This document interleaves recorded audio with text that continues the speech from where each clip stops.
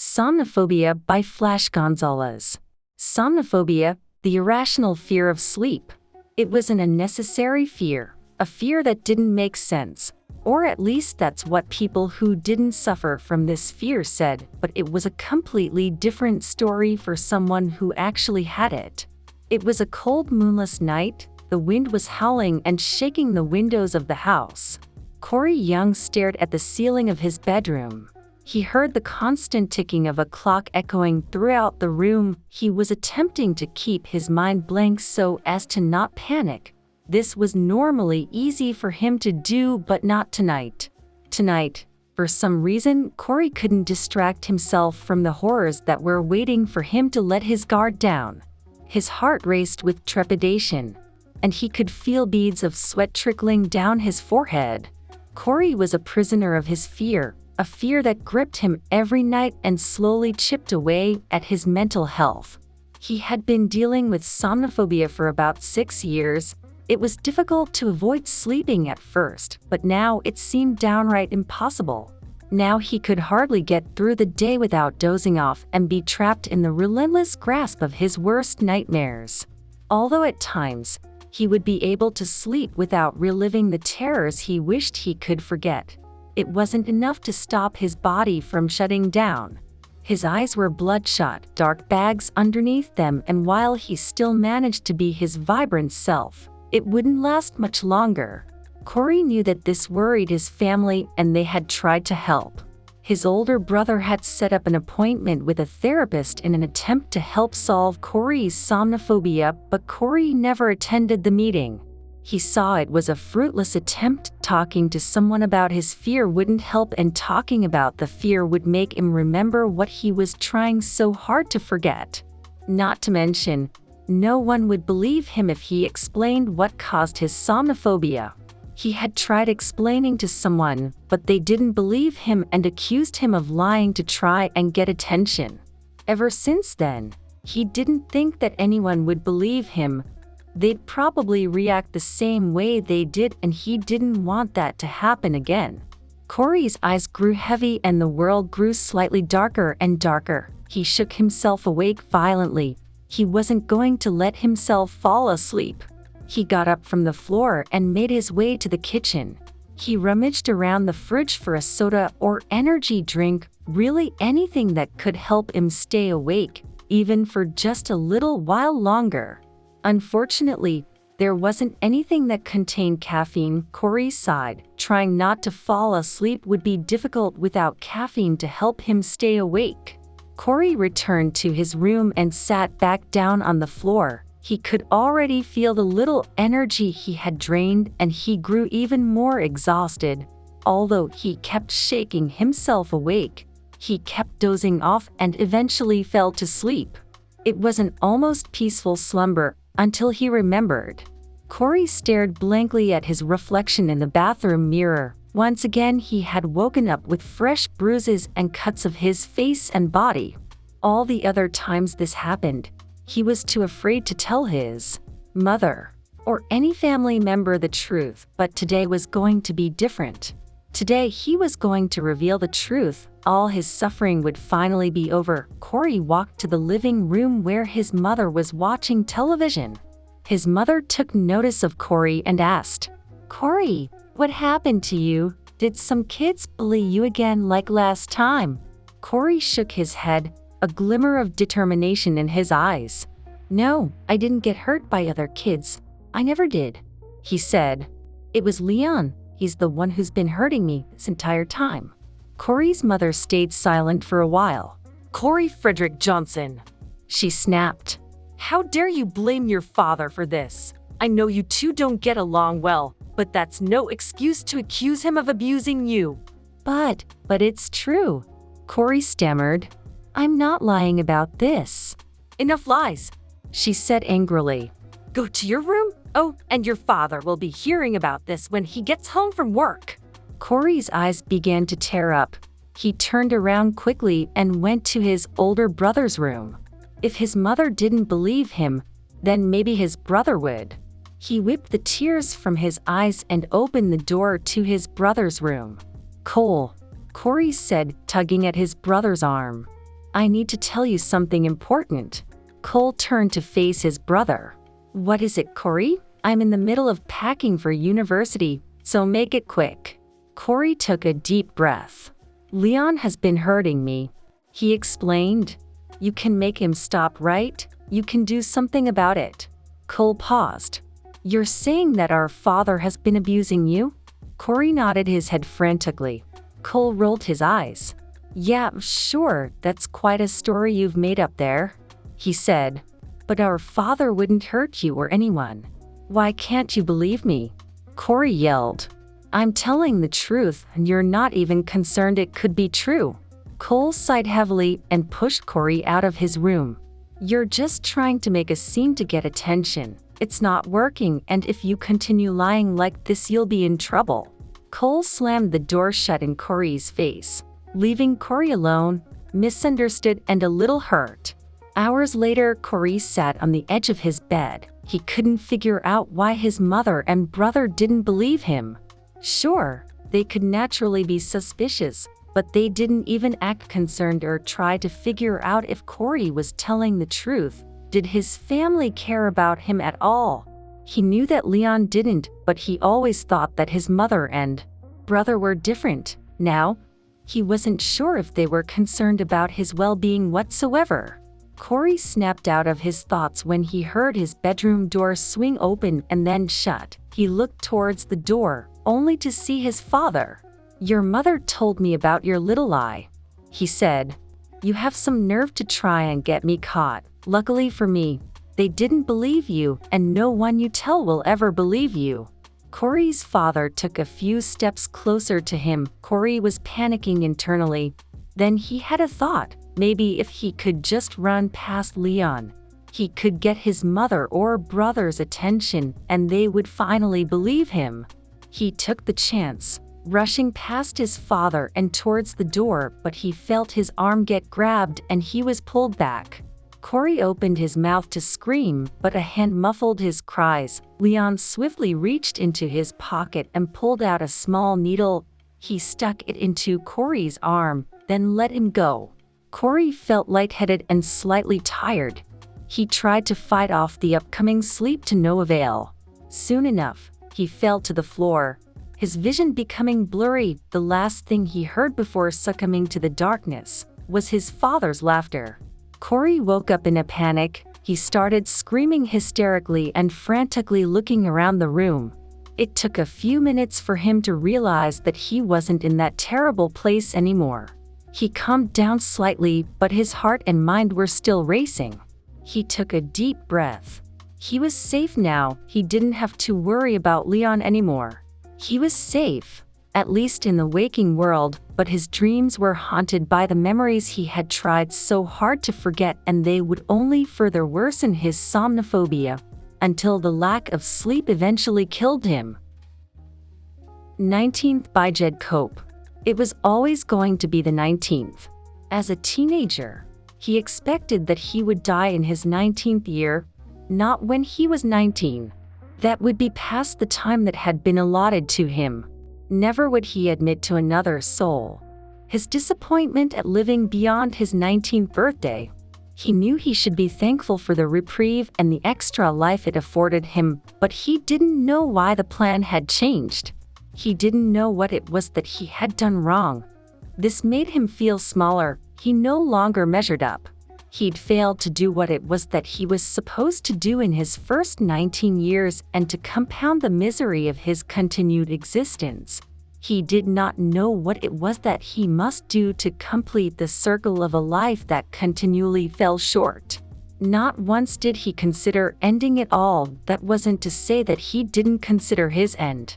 He willed his end and fancied that the occasional twinges he felt in his middle were the coming of that end, that something was eating him up from the inside. He vowed to let it do its worst, to suffer in silence until there was nothing to be done other than die. Had he made a mistake? From time to time he would throw 19 around and see where it stuck. 19 was an odd number in all respects. This was a number that didn't fit. Few were the places he could shoehorn 19 into. on a registration plate seemed contrived, not when there were thousands upon thousands of cars with 19 on their plate. Similarly, a house with 19 on the door was all very well, but this may mean that he was destined to live to 100, dying peacefully in his sleep. As with a great many of the important things in life, things began occurring after he had given up and ceased his speculation as to how 19 would end his days. He was 37 years old and 19 seemed so very far away. 3 a.m. The darkly magical time in the hours of slumber, the witching hour. He was dismayed to be awake at such a time. Then his dismay sank away to be replaced by a growing unease and consternation. His heart rate sped up, and yet it seemed like his heart had stopped, and it was his ears that beat like a war drum. That relentless beat took him back to a time when the world had been such a terrible place, when the sun took its leave and the monsters washed in on the tide of darkness. He was small, so small, and the monsters were huge and filled with a dark, poisonous strength. He'd been ill as a small child. He couldn't remember when it was, how old he'd been, but now he remembered the dreams. Dreams so real he could have sworn that he was awake, laying there sobbing silently, fingers digging into the duvet, desperately wanting to pull the covers over his head so he could hide from the presence in the room. The presence knew, and somehow it communicated to him with no words. "Pull those covers up and I will slip under them and eat you where you lay." He stifled a sob. He had to be silent. If anyone heard and tried to help him, then that thing would kill them. He knew that with a certainty. He also knew that he had to keep his eyes open and on the creature lurking in the shadows beyond the end of his bed. It would not come any closer as long as he kept watch and held it at bay. He did not know what power it was that he held, but it only worked if he stayed awake and kept his eyes on the shadow world that the creature wanted to emerge from. Night after night, the creature would come for him, but it could not come forth if he kept watch. Its entrance into this world could not be seen. But once it was in the world, well, that would be a different matter entirely. Later that morning he awoke and drifted back into the wakeful world in the same way he always had. He followed a routine, and the routine centered and grounded him. Attending to the tasks that prepared him to leave his home and face the world was a spell that allowed him to take on the dreary forces of capitalism and play his part as the smallest of cogs. As he washed buttered toast down with strong coffee, he stared out of his kitchen window at the world that lay in wait for him. He made his customary sigh and questioned the futility of his drab existence. Then everything changed. He experienced a flashback, and as he did so, his face paled and then creased. The initial wave of flashback was from such a long time ago that it should have worn garments of nostalgia and warmed him, bringing forth a smile. This did not happen. This was not a visitor from a time so long ago that it could no longer hurt him. This was a visitor who was all too real, a visitor who had come a-calling in the early dark hours of this very day. His flashback was a flashback of a flashback, dread mirrors staring in on themselves and multiplying his fear. All of a sudden he was that small boy again. He was alone and frightened, and he wanted it all to go away. He wanted to go away. He wanted the finality of death to save him from an entity that was intent on taking him to a place of darkness and consuming him over an eternity in a way that would make his previous experiences of pain seem like a wonderful afternoon tea. It was back. He wanted to refute this. He wanted to remind himself that he was a grown-up now. He needed to scoff at the stupid and cowardly little boy he'd once been. He tried. But instead his dark reverie of terror was broken by a short syncopated scream that sounded backwards and wrong and so filled with anguish it would crush anyone that heard it. And then there was the crash of the half-full coffee mug as it hit the tiled floor of the kitchen, and the spell was broken. Trembling, he staggered out of the house. He had to get away. Seeking the refuge of his workplace, he drove away from his home, He cried all the way to work and spent a full 10 minutes composing himself before he could walk into the office. The working day slipped by and afforded him little in the way of sanctuary. Frightened of what awaited him back home, he found a pub to drink in. This was a place that he'd seldom been to. He wanted to be alone and to drink. Drinking did not help him. He did not experience the insulation that he sought. And so reluctantly, he went home. He poured a full glass of whiskey directly after shrugging his coat off. The glass was empty as he slipped from consciousness on his sofa. He left the seventh drunk, disoriented and disconsolate. 3 a.m. The creature was there. Of course it was. The creature was always there, but he could never tell. If he ever told, there would be consequences. Telling someone was an invitation for the creature to enter the world of mortals, and it would feast upon whoever he had told. No. This was the first word he uttered on the morning of 8th. He scrabbled around the bedsheets with his hands as though they would provide him with a unicorn answer that would make perfect and painless sense of his predicament. How? He gasped. His eyes were watery and his vision blurred, but he was looking in the exact place he had seen the creature in the wee hours of that morning. He'd seen it. He had never seen it before. The creature always lurked beyond sight. It was awful enough to know that it was there. As a little boy, he had thought that the invisible quality of his dark nemesis made it all the more horrifying. How wrong he had been. He broke his gaze from the place the creature had lurked, in front of the bedroom door, so there was no escape. His eyes sped around his bed and its surroundings. How had he got here? He looked down at himself and removed the covers from his body. Boxers and t-shirt, just the same as he always wore when he slept alone at home. His final recollection of the previous day was the sofa and the whiskey, and he knew he had fallen asleep there. What he did not know was how he came to be here. With an effort of will, he pushed himself from the bed and raced around the room so he could exit it. There was no coffee or toast this morning. He would drink the instant coffee at work. That would do. He was not hungry. The next day he had the same flashback, only it was subtly different. The creature remained cloaked in darkness, but he could make out more of it. It was making itself known to him, and that could only mean one thing. He was truly terrified now. There was no respite from that state. He could not think straight. Yet he thought about taking holiday from work, or sick leave if they would not accommodate him, but he knew it wouldn't help him. 3 days later, despite his beleaguered brain making thought increasingly difficult, he had an idea. Yes, he cried. Blushing, he realized that he'd just shouted out loud at work. He nodded an apology and shrank away from his annoyed audience. Then he booked a hotel room nearby. For the first time in the best part of a week, he was happy. He ate a meal of steak and chips and treated himself to a bottle of red wine despite the hotel markup making him squirm. Before he headed to his room, he treated himself to a brandy to round off the night. He'd done it. He was going to be okay. He wondered why he hadn't thought to do this before as he drifted off into a beautifully relaxed sleep. He awoke to screaming. As his consciousness tuned into the reality of another day, his terror also ramped up as he understood where the screaming was coming from. He was screaming.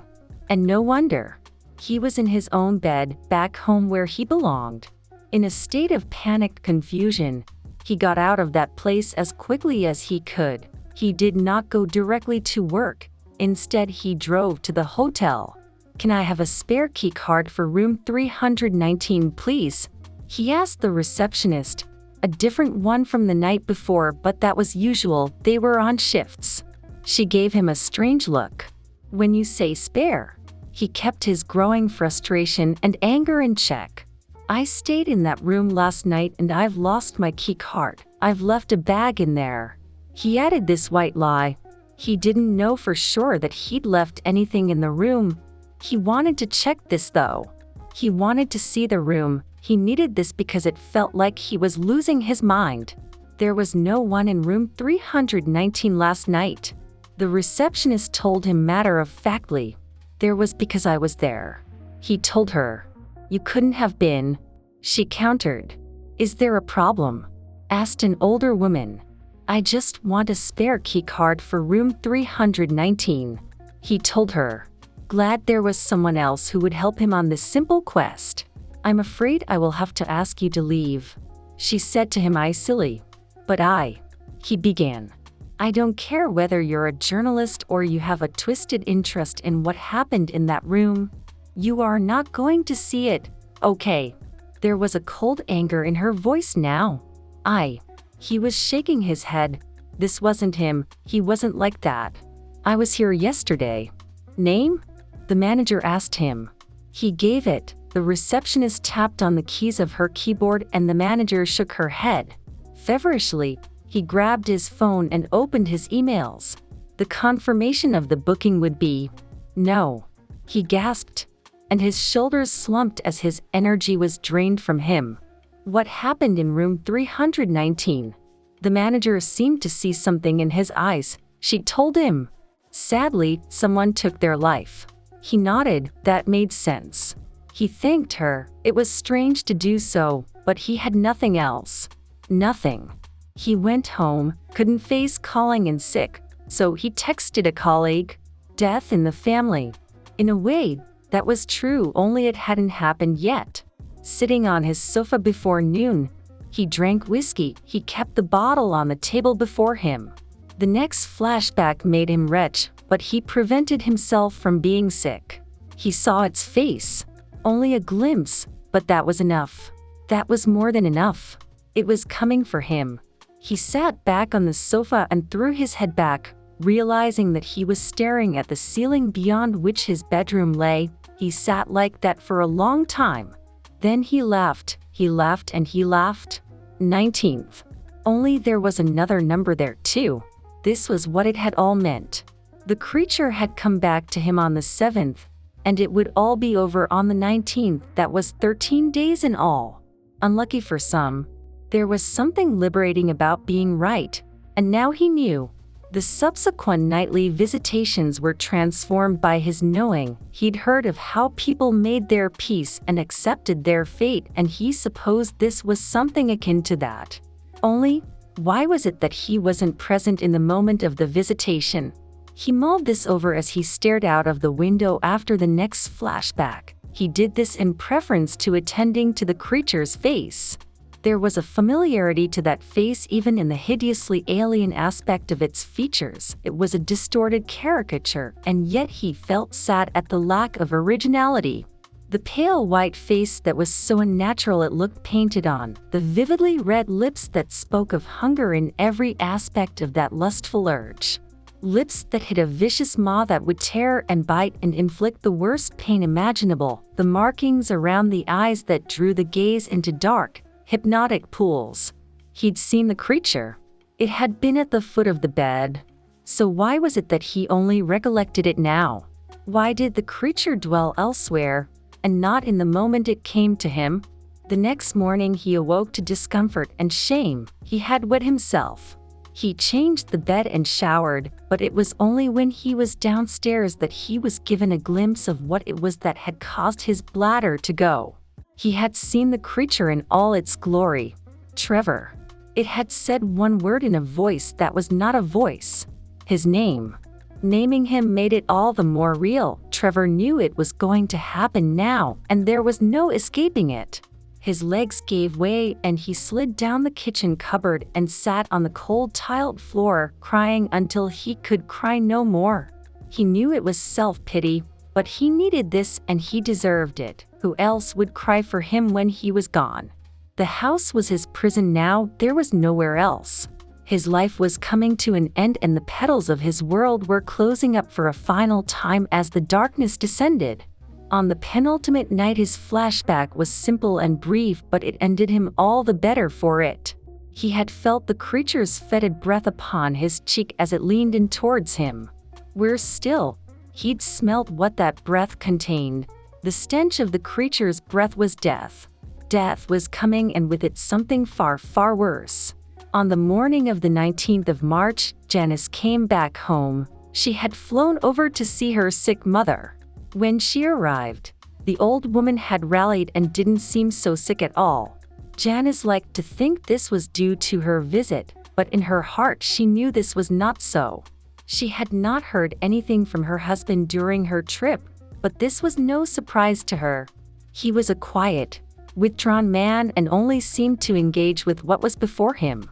Besides, they needed the break. Their relationship had become cold and stale. Upon her return, Janice found Trevor laying in their marital bed. He had died in his sleep, but his end had been far from peaceful. The rictus grin and contorted features of his face spoke of pain and terror. Janice would tell the attending doctor about the strange dark mark on her husband's neck, a mark that looked like the shadow of a hand. But there was no sign of this when he attended the body to issue the death certificate. There was no mark on the body, just another heart attack in the early hours of the morning. 3 a.m.